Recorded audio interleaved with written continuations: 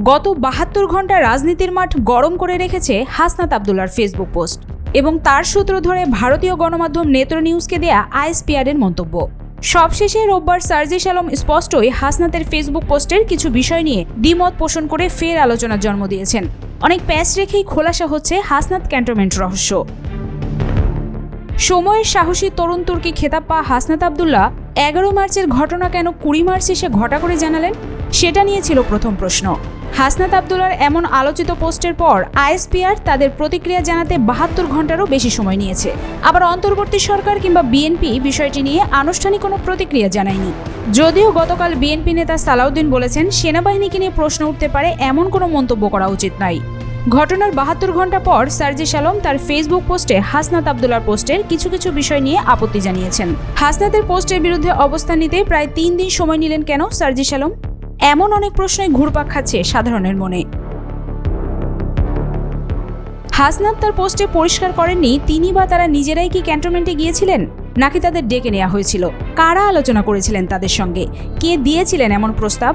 ৭২ ঘন্টা পর সার্জিস আলম স্পষ্ট করেছেন তারা নিজেরাই যেতে গিয়েছিলেন সেনাবাহিনী প্রধানের সঙ্গে দেখা করতে। সার্জিস আরও লিখেছেন, হাসনাত যেসব ঘটনা আর কথোপকথনের কথা বলেছেন তা সত্যি, তবে হাসনাত সেটা যেভাবে তুলে ধরেছেন সেটা সঠিক নয়, অর্থাৎ সে বিষয়ে সার্জিসের দ্বিমত রয়েছে। সার্জিস আলম তার পোস্টে ক্লিয়ার করেছেন যে তারা সেনাপ্রধানের সঙ্গে সাক্ষাৎ করেছেন। পোস্টের এক পর্যায়ে সার্জিস লিখেছেন, আলোচনার এক পর্যায়ে বলি যে দল এখনো ক্ষমা চায়নি, অপরাধ স্বীকার করেনি, সেই দলকে আপনারা কিভাবে ক্ষমা করে দিবেন? অপরপক্ষ থেকে রেগে গিয়ে উত্তর আসে, you people are nothing, you lack wisdom and experience, we are in this service for at least 40 years, তোমার বয়সের থেকে বেশি। এই কনভারসেশনটি হয়েছে সত্যি, তবে রুমে বসে নয়। সার্জিস লিখেছেন, চলে আসার সময় শেষে হয়েছে এই কথা, যেখানে একজন সিনিয়র মানুষের অভিজ্ঞতার টোন ছিল। তিনি রেগে গিয়ে বলেছেন বলে আমার মনে হয়নি। হাসনাত আব্দুল্লাহ তার ফেসবুক পোস্টে দাবি করেছিলেন, সাবেক মন্ত্রী সাবের হোসেন চৌধুরী, সাবেক স্পিকার শিরিন শারমিন চৌধুরী এবং ঢাকা দক্ষিণ সিটি কর্পোরেশনের সাবেক মেয়র শেখ ফজলে নূর তাপসকে সামনে রেখে বাংলাদেশে ক্ষমতাচ্যুত আওয়ামী লীগকে পুনর্বাসন করার চেষ্টা চলছে। বিষয়টিকে তিনি রিফাউন্ড আওয়ামী লীগ নামে নতুন একটি ষড়যন্ত্র হিসেবে বর্ণনা করেছেন।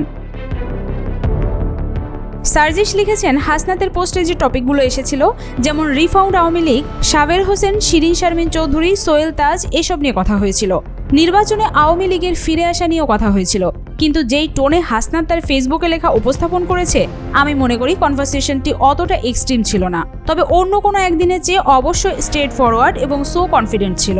দেশের স্থিতিশীলতার জন্য রিফাউন্ড আওয়ামী লীগের ইলেকশনে অংশগ্রহণ করা যে প্রয়োজনীয়, সেই বিষয়ে সরাসরি অভিমত ছিল।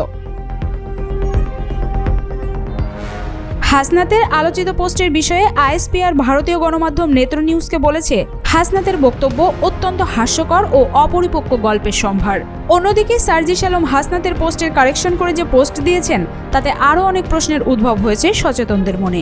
তারা বলছেন, হাসনাত, সার্জিস আর ক্যান্টনমেন্ট রহস্য ধীরে ধীরে খোলাসা হলেও অনেক প্যাচ আর প্রশ্ন তৈরি করেই যাচ্ছে।